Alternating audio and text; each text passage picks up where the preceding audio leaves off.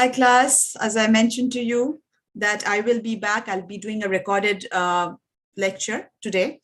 And this is what I'm going to tell you is that I'm going to keep it short and sweet. I won't make it too long. And in this lecture, you will see that I will cover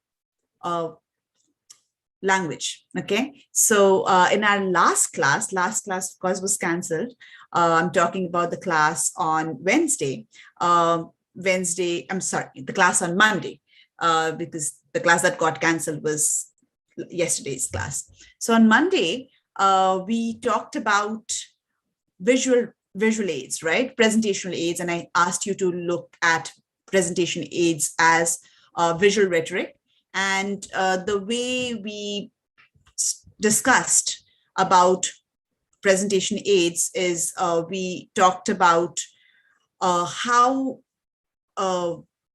visual images provoke an emotion in us, right? So not only does it sometimes evoke an emotion, a feeling of passion, it also helps us with understanding, comprehension, and retention. We talked about all of that. And I think I also gave you an example of the TED Talk that you watched later on, was the one on procrastination.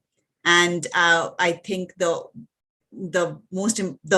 thing that I remember out of it was this monkey, right?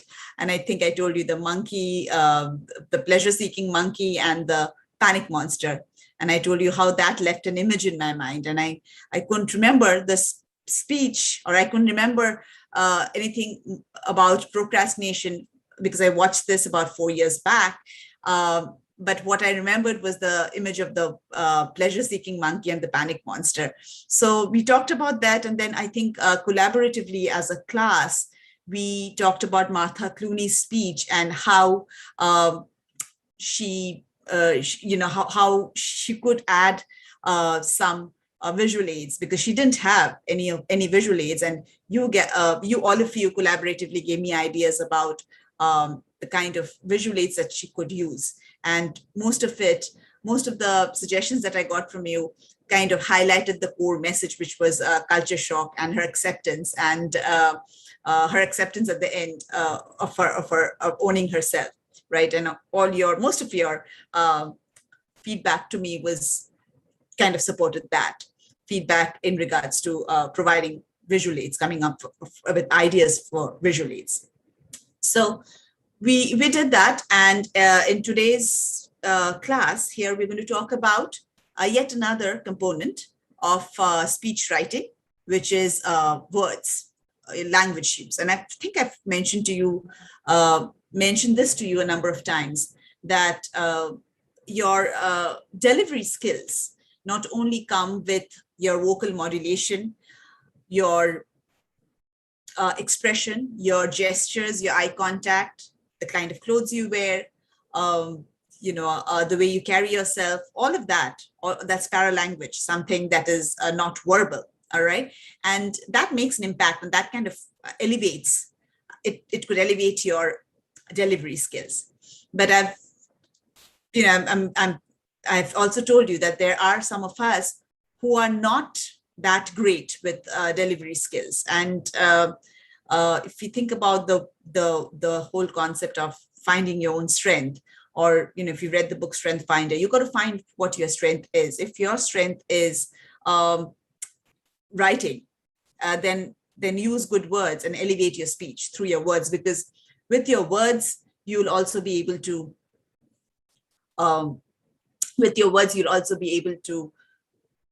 build on delivery skills. So you should know what you really want to elevate, right? And you should know what your strength is. So if you're not very good with delivery skills, you can always use good language. Okay, that's going to lift it up. It's, of course, ideally you should have the best of both worlds. You have great delivery skills and you have great language. But then sometimes, to be realistic, we don't have that. We don't have a good balance. Maybe we're very up on the high up on the delivery skills part of it, the paralanguage, the nonverbal component of it. But our speech writing is needs more attention, right? Speech writing, and your verbal, your words, that needs more focus. So you should know which one you want to use.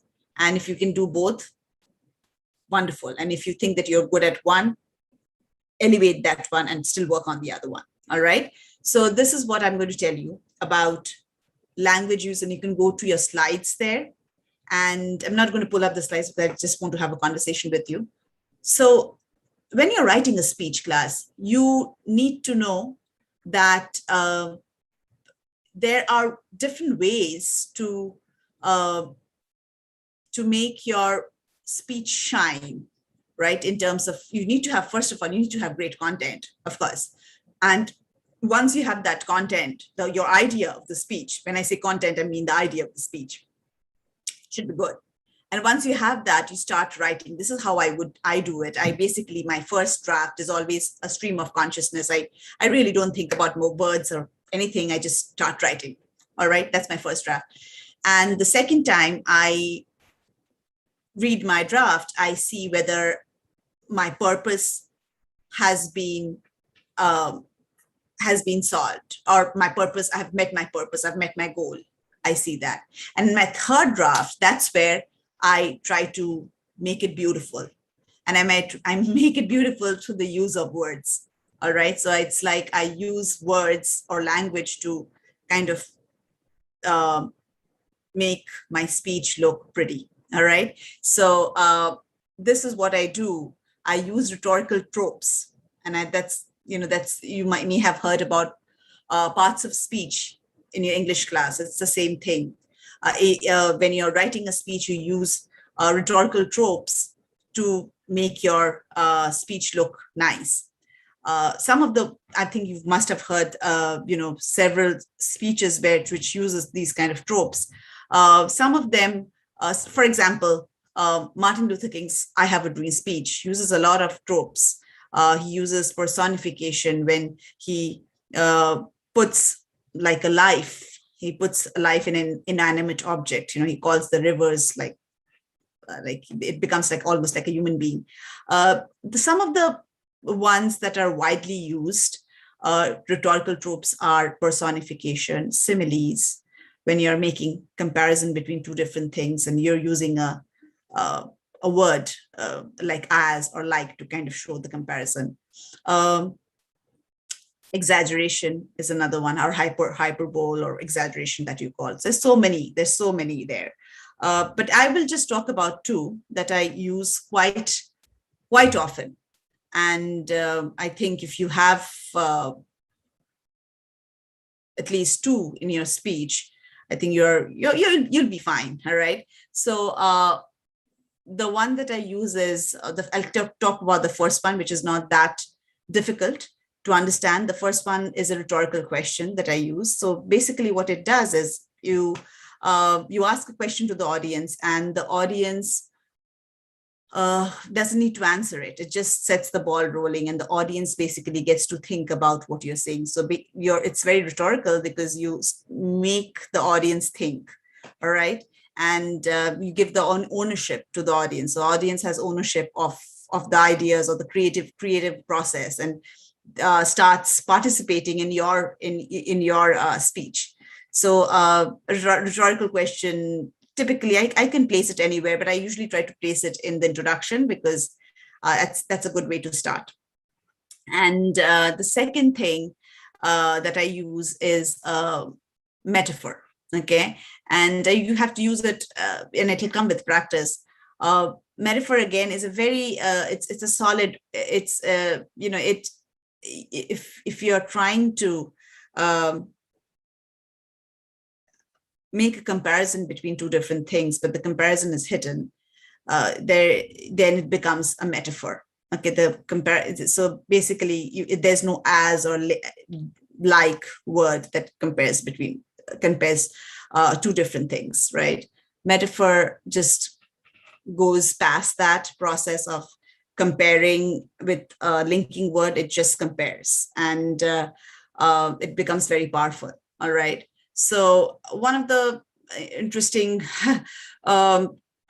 metaphors that I felt was very prominent in Martha Clooney's speech that you've heard is Patagonia, right? And she kind of leaves it hanging. She doesn't really explains what the word Patagonia is, so much so that I actually, after hearing her speech, I kind of try to Google and try to search what Patagonia is. And then I find that Patagonia, it actually didn't mean anything in a speech. For me, it meant a status symbol. When she says that these IBD kids were wearing sweatshirts with Patagonia written on it. And for me, it just meant kind of a status symbol, elite, something to do with elitism. That's what it meant. So the power of the metaphor is that you give ownership to the audience to imagine it the way they want to imagine it. So if it depends, your interpretive meaning of any metaphor will depend on the lens through which you're seeing. So my lens is going to be different than somebody else's lens because my lived world is different than somebody else's. So the influences or the milieu that I grew up in may not be the same as other persons. So I look at things differently. All right. So that is the most powerful thing in a metaphor, is that it gives the power to the audience to create and recreate meanings. And sometimes it goes well. Sometimes it could backfire too if it's not if it is not an intended outcome that the speaker wants to create through the metaphor, then it could backfire, right? So you have to use it. You have to use it well. You have to use it judiciously and well. All right. So that's a metaphor for me. And yes, so that's what I'm going to talk about. So these are the two things: rhetorical questions and metaphors. And again, language, the way you write your speech, the way you use your language, the way you kind of exaggerate things, your descriptive words, your adjectives, your every word should kind of create a picture. Not every word, but you know that they have to use such certain words that kind of creates an images in the minds of the audience. Do you remember her speech again when she talks about coming down the stairs and being engulfed in that whole smoke, all right? And then this image of her roommate coming with asking her for a bowl of milk. So all of that adds to the fun, humor, and the whole chaos of the situation, right? It wouldn't have been possible if she didn't use her words well, and of course her delivery skills also helped. So when this is what I'm going to tell you, that when you are writing a speech, try to think about what kind of words are you using? Are you using words that creates images in the mind of the person? Are you using words that kind of creates a sense of smell? All right. You may want to remember she was talking about a burnt situation, and she had to give us words that will kind of create that sense of smell. Are you using words that kind of create some kind of music? Are you using words that could be, as in a metaphor, that could be understood in different ways, interpreted in different ways? And again, you've got to use that because you don't want them to interpret it in a way that you that is not the intended outcome that you initially thought about, right? So you got to use your metaphors wisely. Think about smart, nice, catchy metaphors, and think about words that kind of is an outburst of images, creates an outburst of images in the minds of the audience. And rhetorical questions always sets the ball rolling, usually typically used in an introduction. And your whole exaggeration, sometimes you exaggerate things just to get a laugh from the audience. So all of that. Again, I'm not saying this to kind of undermine the importance of nonverbal communication. As you know, that nonverbal communication is about 95% of our messages are nonverbally communicated. Such is the importance of nonverbal communication. So that's it today. I will now show you what I have for you as homework. So I'm doing a screen share, and Give me a second here. I'm sorry, 1 second. Yeah, all right.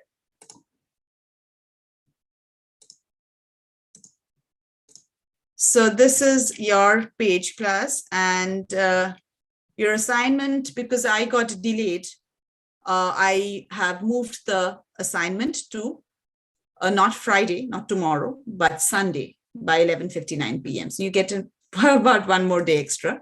So this is what I have given you. This is a video that you need to watch. He's a Grand Slam winner. Also, the speech has been, I saw the speech and I felt that it's a beautiful use of language. And I want to know from you, all right, what words in his speech made the strongest impact on you and why? Kept it very simple. Again, if you go to your assignments, you'll find this video. And once you find this video, please watch it. It's a very short speech, just the time frame that you are used to now, 5 minutes, 60 seconds or something. And just hear his speech and tell me what words made the biggest impression on you and why. Thank you. Stop sharing this and I will post this and send it to you on